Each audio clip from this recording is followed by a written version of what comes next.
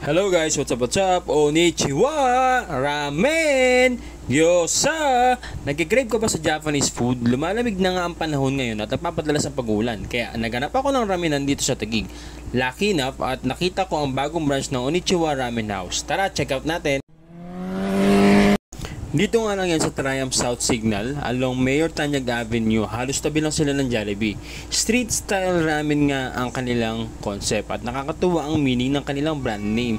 Konnichiwa Ramen is life is ramen or ramen is life.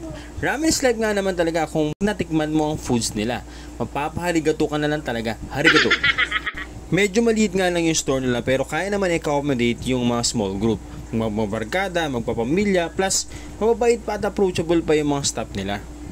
Japanese vibes talaga lalo pag nakakita ako ng mga lanterns kagaya nito. Plus meron pa mga artificial na cherry blossom. Marami nga silang ino-offer ng mga variety of Japanese food like ramen, rice bowls, kagaya na oyakodon, katsudon, pati na din gyoza. Nag-ooperate nga sila everyday from 3 PM to 10 PM pag Monday to Thursday at 3 PM to 11 PM naman pag Friday to Saturday. At isa nga ang ramen sa mga comfort food ko, no? So ito na nga, dumating na po ang order namin. Order nga ako ng oyakodon, no? Na may pagkama na miss ang lasa.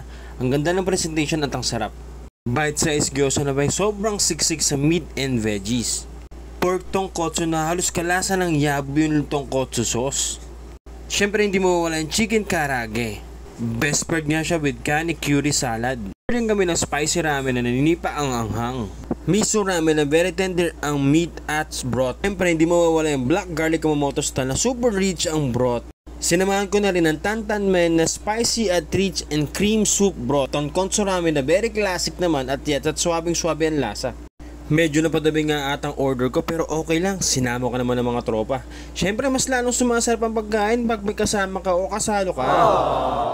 Second branch nga nila to sa Taguig, no? So unang tikim ko nga ng ramen nila, ay grabe. Napabalik-balik nga ako dito kasi pwede palang quality at affordable magkasama. Nagre-range nga lang ang food nila around 69 pesos to 199 pesos. O di ba? Bongga. Nakakatawa nga no dahil yung may-ari talaga nito is a Japanese citizen. Kaya alam mo na talaga na hindi lang Japanese inspired kundi authentic ramen talaga yung mga sinaserve nila. Sarap nga ako sa handmade noodles na namin pagka al dente.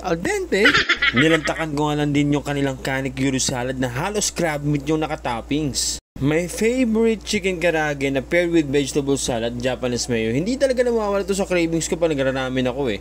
Syempre hindi mawawala din yung ating favorite na gyoza na sobrang sarap nito. Siksik sa meat and veggies. Syempre hindi ko na nga rin pinatagal no. Tinikman ko na nga rin yung in-order ko na oyakodon. Ang tender ng meat na parang minarinate nga siya sa special sauce. At masasabi ko na isa ito sa mga favorite rice bowls ko dito sa Konnichiwa Ramen House.